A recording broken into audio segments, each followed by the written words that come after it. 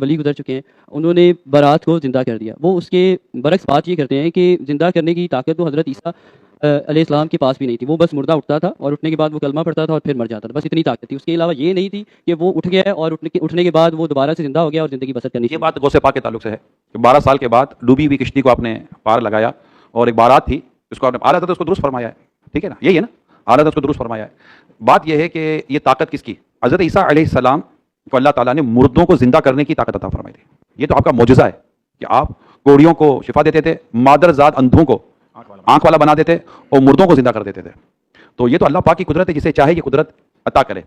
اور انبیاء کرام علیہ السلام کی تو شان تو بہت ہی اعلیٰ ہے. بزرگوں کے وہ واقعات جو قرآن حدیث اسلام اور دین کی صریح تعلیمات سے ٹکراتے ہیں، خلاف ہیں، یقیناً اس کو تو کوئی بھی ایکسیپٹ نہیں کرے گا. مگر جب بزرگوں کی سیرت کے وہ واقعات جن کی دلائل موجود ہیں، جن کی صورتیں موجود ہیں اور اللہ پاک ان کے ذریعے کرامتوں کا ظہور فرمائے، جیسے کہ حضرت آصف برقی رحمۃ اللہ تعالیٰ علیہ یا حضرت سلیمان علیہ السلام کے دربار میں ہوتے تھے. ٹھیک ہے، قرآن کریم اس کا ذکر موجود ہے. انہوں نے پلک جھپکنے میں تخت بلقیس کو حضرت سلیمان علیہ السلام کے دربار میں حاضر کیا. تخت بلقیس کو پلک جھپکنے میں کیا تھا؟ اچھا، وہ تو خود حضرت سلیمان علیہ السلام تو نبی ہیں، نبی کے دربار میں ایک ولی کی یہ کرامت ظاہر ہوئی. اور یہ کس امت کے ولی تھے؟ حضرت سلیمان علیہ السلام. حضرت سلیمان علیہ السلام کا امتی ولی کی یہ کرامت ظاہر ہوئی. تو جو نبی پاک صلی اللہ علیہ وسلم کی امت کا ولی ہوگا اسے اللہ پاک کیسی کرامتیں ظاہر نہیں فرمائے گا، کیونکہ کرامت اللہ ہی کی مرضی سے ہوتی ہے. جیسے معجزہ بھی اللہ ہی کی مرضی سے ہوتا ہے مگر نبی کے ذریعے ہوتا ہے اور ولی کے ذریعے کرامت ہوتی ہے. اب کوئی اسے اتفاق نہیں کرتا. تخت بلقیس کو آصف بن برقیہ، یہ نام تو قرآن و حدیث میں نہیں آیا، اسرائیلی روایتوں میں صرف واقعہ صورت میں وہ لا سکتا ہے، تو اس امت کے بزرگ کیوں نہیں لا سکتے؟ تو لے آؤ، منع کیتا ہے، میری ویڈیوز نے روکیا ہوا تو لے آؤ، مان لیں گے. ہم وائٹ ہاؤس اٹھا کے لے آئے اسلام آباد میں تو مان لیں گے.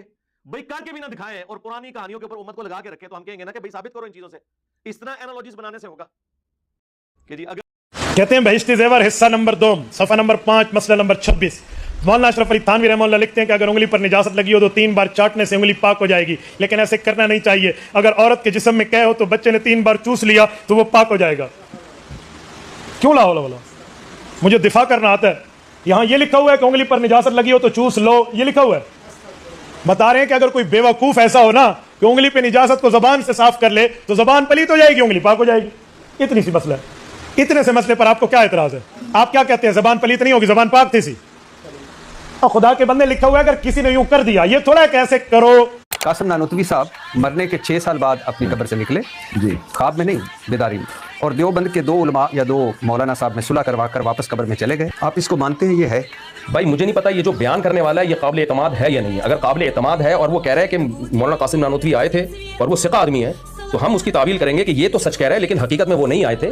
ایک صورت مثالیہ تھی جو اس کو ایسا لگا، جیسے ہمیں ہوتا ہے بہت سے بچے کہتے ہیں ہمیں جن نظر آیا ہے. ڈاکٹر کیا تعویل کرتا ہے؟ بھائی اس کا دماغ خراب ہو گیا، اس کو ایسا لگ رہا ہے کہ جن ہے، حقیقت میں جن نہیں. تو پھر ان کا بھی دماغ خراب ہوگا جنہوں نے یہ سنایا. ممکن ہے ان کا دماغ خراب ہو گیا. ہائے ہائے ہائے چھکا